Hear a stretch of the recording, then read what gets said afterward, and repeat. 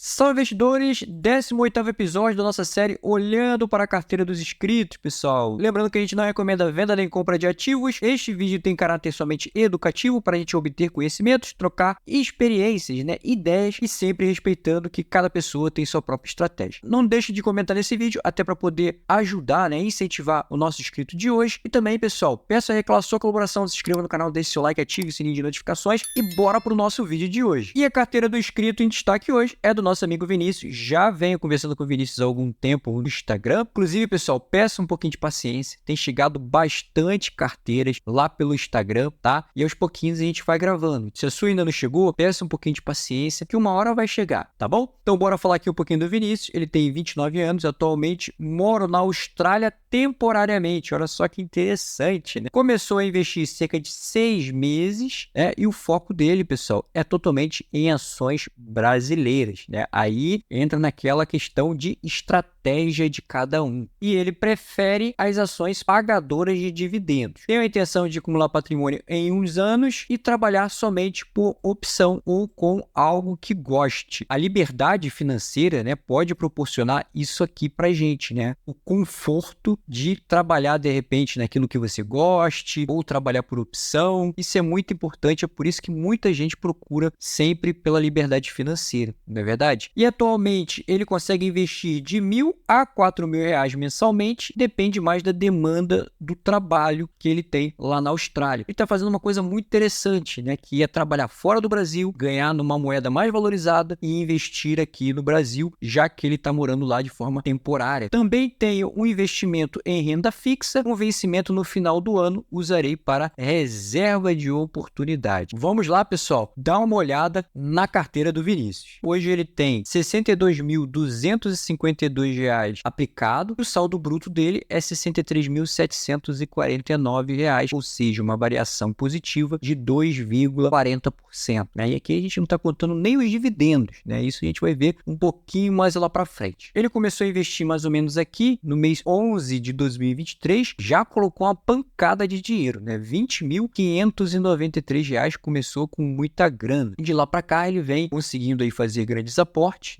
e chegar a esse patrimônio atual. Olhando aqui para o lado, pessoal, dá para ver que ele tem 69,64% em ações brasileiras, 30,36% em um CDB. Vamos dar uma olhadinha aqui mais para baixo e a gente já consegue ver que ele está com variação positiva, e essa carteira aqui é muito interessante porque dá para ver bem, vamos falar sobre isso, as características, da renda variável, que são as ações, para a renda fixa, que é o CDB que ele tem. Vamos entender melhor essa diferença olhando aqui para as ações que ele tem: 8 ativos e R$ 44.397 investidos. Está bem adequado, pessoal, na minha opinião. Em sua maioria são aquelas ações de setores perenes, ou seja, aqueles setores fundamentais para a nossa subsistência, e também pagadores de dividendos. Vamos dar uma olhada que a diversificação dele está bem interessante. Banco do Brasil e também tem o Banco Itaú, dois dos principais bancos hoje, os mais lucrativos, vamos dizer assim. Também tem seguro, BB Seguridade, mais focado aí no setor rural. Tem Vale, que é uma mineradora, minério de ferro. Tem a Copasa, saneamento, água, do estado de Minas Gerais. Gerdau, que é uma empresa siderúrgica. Engie, que é uma empresa de energia elétrica mais voltada para a geração. E tem a Rani 3, que é a Irani, que é uma empresa de papel e embalagens. E já vamos começar falando aqui sobre a Irani, que está com uma rentabilidade negativa aqui em 3,88%. E aqui, pessoal, já é uma das grandes diferenças da renda variável para a renda fixa. A renda variável, como o nome já diz, varia. Então, as cotações elas podem subir, se valoriza bastante, também podem cair. É o caso aqui da Irani. A Irani é um pouquinho diferente da Klabin. A Klabin, ela é uma grande exportadora da sua commodity, a celulose, já a Irani não, ela é mais focada na venda de papel, embalagem, mais para o mercado interno. A Irani, nos últimos 12 meses, ela caiu 3,6%, ela chegou a custar R$12, não tem muito tempo ali, no final de 2023, e de lá para cá, a empresa caiu bastante, mas nos últimos dias, a empresa vem até se recuperando um pouquinho. né? O legal da Irani é que ela tem uma boa prática de pagamento de dividendos, né? Ela costuma pagar de forma trimestral. Vejam em 2023, por exemplo, ela pagou no mês 3, no mês 5, no mês 8, no mês 11. Ela costuma pagar no mínimo umas 4 vezes no ano, que é muito interessante. Mas, pessoal, de fato, os resultados da Irani não foram muito interessantes nos últimos trimestres. No primeiro trimestre de 2024, por exemplo, né, no comparativo com o primeiro trimestre de 2023, teve aqui um prejuízo, né, menos 51% no seu lucro líquido. Por isso que o mercado vem batendo nas cotações da empresa. Outro fator que preocupa na Irani é a sua dívida líquida sobre EBITDA. A Irani paga dividendos baseado na sua dívida líquida sobre EBITDA. Então, se a dívida da Irani ficar até 2,50 vezes, a Irani paga 50% de payout. Caso a dívida ultrapasse 2,50, a Irani só paga 25%. Então, quem é acionista da Irani tem que ficar ligado na dívida líquida sobre EBITDA. E o que vem acontecendo com a dívida líquida sobre EBITDA? Vejam, vem aumentando. Era 1,51, passou para 2,7, agora já está em 2,10. Se passar de 2,50, ferrou, né? A Irani só vai pagar metade dos dividendos. Agora, uma coisa muito interessante, né, tanto para a Irani quanto para a Klabin, pessoal, foi noticiada aí pelo Jornal do Investidor, foi que a expedição de caixas e acessórios de chapa de papelão ondulado somou 353 mil toneladas no mês de maio, o que representou um avanço de 2,8% na comparação ao igual período, né, de 2023. O indicador é a maior série histórica para o mês, iniciada em 2005,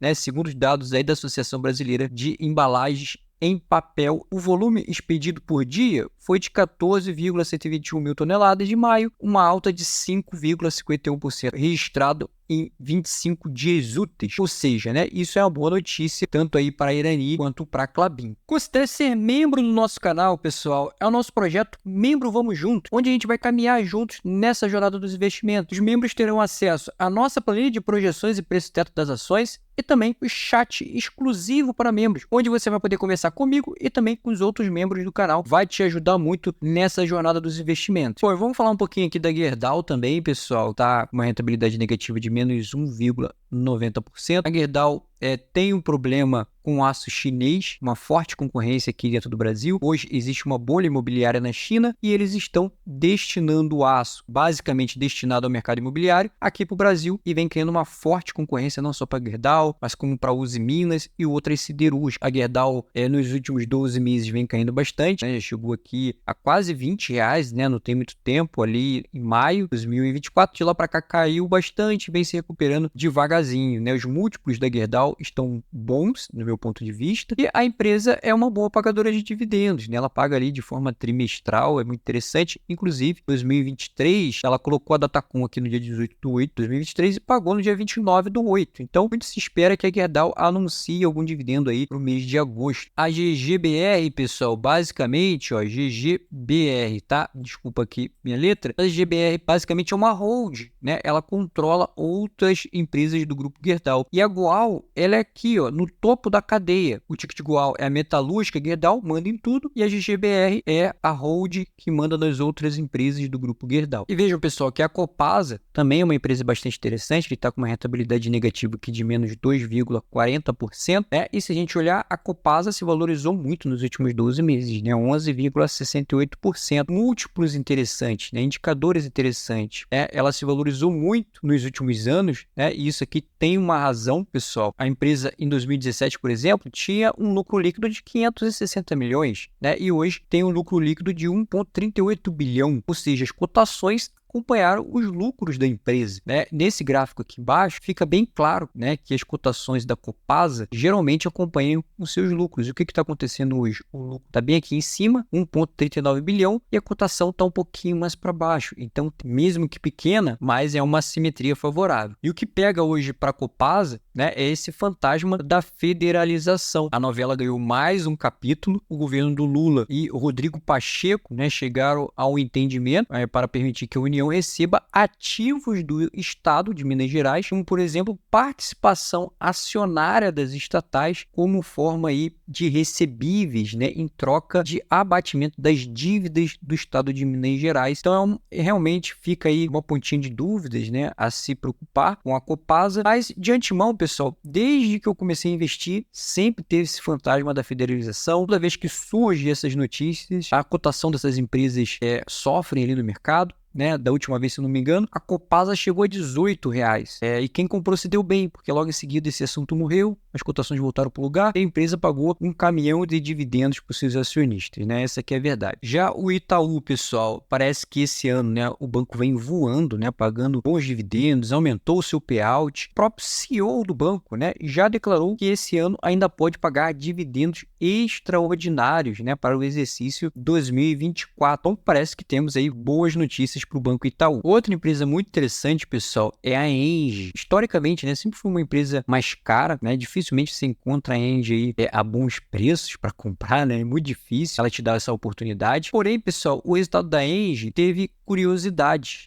Quando a gente olha aqui, ela teve um lucro na comparação, né, do primeiro TRI de 2024 com o primeiro TRI de 2023 de 90,9%. Então, muita gente se empolgou com esse lucro aqui da Engie. Esse lucro foi meio mascarado. Houve aqui a venda de participação da TAG, pessoal, e aí inflou esse lucro da Engie. Na verdade, né, o lucro líquido ajustado, sem esses efeitos aí não recorrentes, foi até ruim, né, menos 10,1%. Então, muito cuidado aqui ao analisar a Engie Brasil. Inclusive, os próprios CEOs da Engie, né, já falaram que esse ano vai ser um ciclo de mais investimentos, né, maior CAPEX, e com isso a Engie deve até diminuir um pouco o payout da empresa, né, ou seja, a participação de lucro que ela vai distribuir em dividendos. E a gente pode falar um pouquinho aqui também da BB Seguridade, na minha opinião, vem ficando com preços atrativos, né? Banco do Brasil também, a própria Vale também vem ficando a preços bem interessantes, né? A Vale que pode se beneficiar muito com a alta do dólar, tem suas receitas 100% dolarizadas, e a BB Seguridade há bem pouco tempo soltou aí os seus resultados, né? Que ela é obrigada a passar para a SUSEP, que é o órgão regulador de seguros no Brasil. Então todo mês ela passa um relatório para a SUSEP, e o relatório da BB Seguridade novamente foi muito bom, pessoal, principalmente na parte de seguros rural, que é ali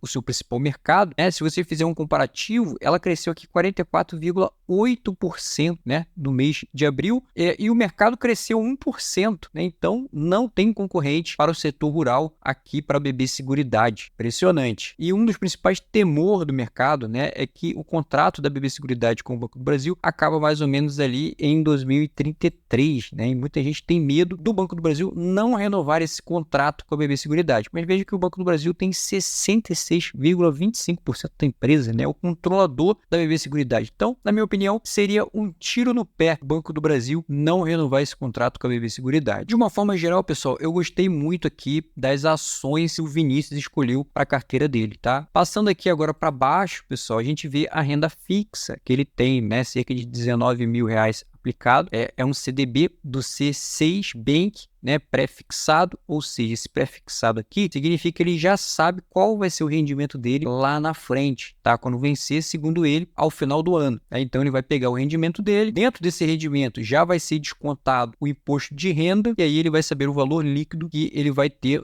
ao final do ano. Tá? E ele vai transformar esse CDB aqui em uma reserva de oportunidade. E aí, na reserva de oportunidade, ele vai precisar escolher uma renda fixa, pode ser até um CDB, mas que seja pós-fixado, né? Ou seja, liquidez diária, né? Onde ele possa sacar a qualquer momento. Quando aparecer uma oportunidade nas ações, ele pode sacar, né, o CDB para investir nas ações, por exemplo. E aqui, pessoal, vai ficando claro, né, as diferenças da renda fixa para a renda variável. Né? A renda variável, principalmente se for ações pagadoras de dividendos, né, elas têm uma variação aqui nas suas cotações, mas elas vão te pagando dividendo, né, ao longo do ano. Né? Já um CDB, principalmente se for pré-fixado, você fica com esse dinheiro ali preso e ele vai rentabilizar lá na frente quando vencer o prazo dessa aplicação. Aí você vai ter que resgatar todo o seu dinheiro do CDB e vai pegar a diferença para você, claro, descontado aí imposto de renda. Então essas são as principais diferenças básicas, né? Enquanto enquanto nas ações você precisa se preocupar mais com a quantidade de ativos que você possui, porque quanto mais ativos você tem, mais dividendos você recebe. Você recebe dividendos pela quantidade de ativos que você tem em cada empresa. Enquanto isso, na renda fixa, você recebe rendimento pela quantidade de dinheiro que você tem aplicado. Na renda variável, muitas das vezes é até bom quando a empresa cai, porque você consegue comprar mais ativos, né, por um preço menor. Olhando aqui nos lançamentos que ele tem, né, dá para ver que ele é um acumulador de ações.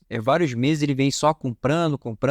Aqui eu peguei uma venda, né, recente, vendeu Taesa ali no mês de maio, 120 ações da Taesa, a R$ 34,86, né? Isso aqui é uma estratégia, não sei muito bem qual foi o racional dessa venda, mas é uma empresa que passa hoje por um momento mais complicado, mas empresas são assim, nenhuma empresa cresce para sempre, né? Algumas empresas passam por momentos mais difíceis, né? Depois melhora um pouco, mas olhando aqui o restante dos lançamentos, dá para ver que ele realmente é um acumulador de ações, ele compra bastante. Bom, olhando aqui a carteira dele de forma gráfica, né? Dá para ver que ele tem poucos ativos, né? Isso aqui é muito interessante, porque dá para controlar bem a carteira, né? Olhando aqui por segmento, bancos, né? A maior posição da carteira dele, depois vem seguradoras e minerais metálicos, no caso aqui, minério de ferro, né? Com a Vale. Olhando aqui um pouquinho mais para baixo, a posição dele é Banco do Brasil hoje, depois vem BB Seguridade, Vale e Copasa, né? Como ele só tem ações, então tem meses aqui que basicamente ele não recebe nada, né? Porque são meses fracos de pagamento das suas ações. É o caso aqui do mês de abril, por exemplo, né? Não recebeu nada. Mas em compensação, no mês de maio, por exemplo, ele recebeu um dinheiro mais forte, né, das suas ações. Várias ações se concentraram e pagaram aqui no mês de maio. Também no mês de julho, deve ser um mês fraco de pagamento das suas ações, mas no mês de agosto, pelas ações que ele tem, deve ser um mês mais forte de recebimento de dividendos também. Para quem investe só em ações, é muito interessante você juntar de 3 em 3 meses. Então, por exemplo, você pega aqui, dezembro de 2023, janeiro de 2024 e fevereiro, junto aqui, 3 meses. E aí você vai tendo uma visão melhor, né, de como estão indo os seus dividendos, somando de 3 em 3 meses. Apesar dele ter 63 mil, 39% está em renda fixa. Bom, pessoal, as considerações finais, eu acho que não tem muita coisa que falar para o Vinícius. São boas ações, carteira enxuta. Basicamente, é só continuar, aportar, aumentar o número dos ativos que ele já tem na carteira. E não vai demorar muito, ele já vai estar recebendo aí ótimos dividendos, ok? Desejo a todos bons investimentos e fui!